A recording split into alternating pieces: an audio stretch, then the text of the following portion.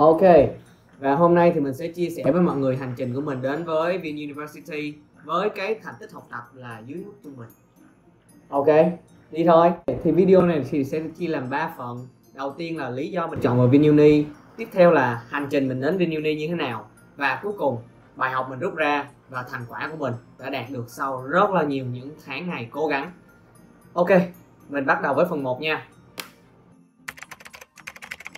VinUni là ngôi trường được xây dựng theo tiêu chuẩn quốc tế và VinUni đã đầu tư 3.500 tỷ đồng cho cơ sở vật chất của trường. Vì vậy có thể nói đây là ngôi trường sở hữu những cơ sở vật chất hàng top và không thua kém bất cứ một trường đại học nào ở Việt Nam hết. Có thể kể đến một vài ví dụ như là sân bóng đạt tiêu chuẩn FIFA nè, hồ bơi đạt tiêu chuẩn Olympic.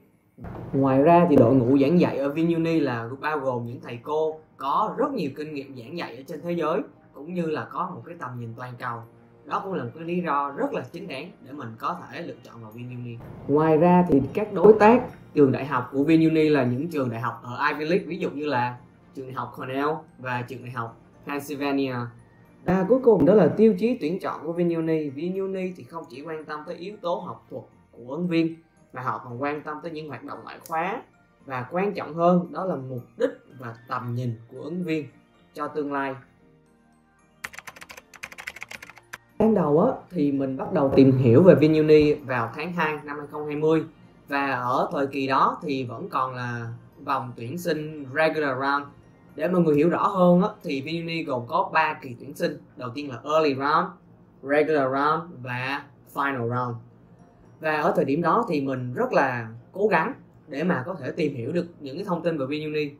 Mình là một du học sinh. Ở thời kỳ dịch này thì cái việc đi du học nó trở nên cực kỳ là khó khăn, và mình không biết là mình có thể đi du học được hay không. Đó là lý do một phần mình cũng apply vào VinUni.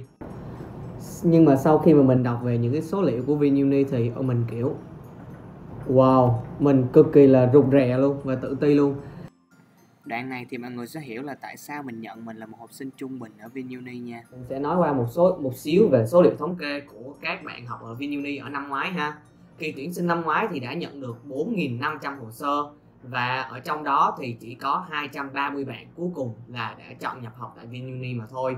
Thì con số đó thì tương đương khoảng 5%. Thì 71% các bạn ở trong VinUni là học ở các trường chuyên, hoặc là một số bạn học ở trường quốc tế nữa.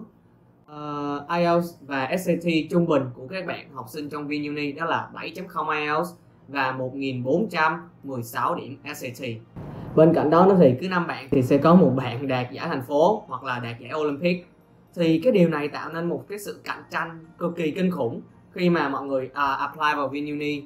Và ban đầu thì mình cảm thấy thực sự là rất là, không phải là e sợ, nhưng mà mình cảm thấy thực sự là rụt rè, và không biết là mình có nên dành thời gian để tìm hiểu sâu hơn và có nên dành thời gian để mà apply vào VinUni hay không. Nhưng mà mình đã đi đến một quyết định, đó là mình nên thật sự cần self-reflect lại bản thân. Mình nên cần nhìn nhận lại bên trong mình là mình có cái gì. Thì mình nhận ra rằng là không thể cạnh tranh bằng các thành tích học tập của mình được. Tại vì điểm GPA của mình thì không tới 9 chấm, và IELTS của mình cũng chỉ đủ dùng thôi, không có tới 7.0. SAT thì thậm chí mình còn chưa bao giờ thi SAT luôn ha. Và mình thì học là một học sinh của một ngôi trường quán công Nam Sài Gòn, và mình không phải là một học sinh của trường quốc tế hay là trường chuyên gì hết. Và từ nhỏ đến giờ thì mình chưa bao giờ đi thi các kỳ thi học sinh giỏi hay là các kỳ thi học sinh giành giải quận, thành phố gì hết, nên là mình cũng không hề có những cái thành tích đó. Và sau một hồi khi mà nhìn lại những cái thành tích học tập của mình thì mình cảm thấy nó không tệ. Mình nghĩ là nó đủ để ban hội đồng tuyển sinh có thể xem xét, nhưng đó không phải là điểm mạnh của mình để mà có thể được chọn vào VinUni ha. Mình muốn đặt cho mình những câu hỏi. Nếu mình ạp vào VinUni thì vì sao họ lại chọn mình? Mình có những cái giá trị gì? Mình có điều gì đặc biệt? Mình đã cống hiến được hay là có những cái thành tích gì ngoài những thành tích học thuật mà mình đã nêu ở trên? Thì là tiếp tục so sánh và cảm thấy tự ti với những cái yếu tố bên ngoài, những cái thành tích học tập mà mình đã không thể thay đổi được. Mặc dù mình rất là muốn mình quay lại để mình cố gắng hơn, nhưng mà mình nhận ra rằng mình có một cái điều đặc biệt mà có thể là một cái chìa khóa, có thể là một cái lý do để mà ban hội đồng tuyển sinh có thể chọn mình. đó chính là Trung Sơn, cú sút của Trung Sơn tuyệt vời. Trung Sơn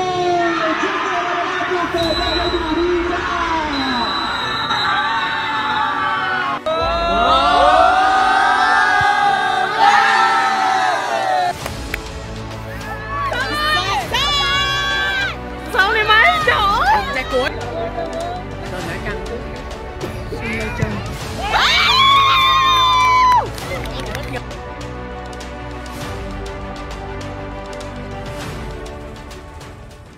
đúng rồi, đó chính là thể thao. Mà nói cụ thể hơn là bóng đá, mình đã có rất là nhiều năm tập luyện và cũng có 2 đến 3 năm trong vai trò trợ lý huấn luyện viên của một học viện bóng đá ở quận 7. Thì điều đó khiến cho mình có rất là nhiều cái thành tích về thể thao, và điều này làm cho mình cảm thấy mình có một cái sự tự tin nhất định trong việc apply vào VinUni. Khoan, nhưng mà nếu mà bạn có thành tích chưa đủ, mình phải sắp xếp những cái thành tựu đó vào chung một cái CV như thế nào đó cho nó ấn tượng. Và mình đã cùng một bạn tên là Noel, thì bạn đã giúp đỡ mình rất là nhiều trong quá trình mà mình apply hồ sơ vào VinUni. Chưa hết, cái phần khoai nhất đối với bản thân mình nha, thì đó phải là phần essay. Vì mỗi một năm thì cái đề essay để apply vào VinUni nó khác, năm trước khác, năm nay khác.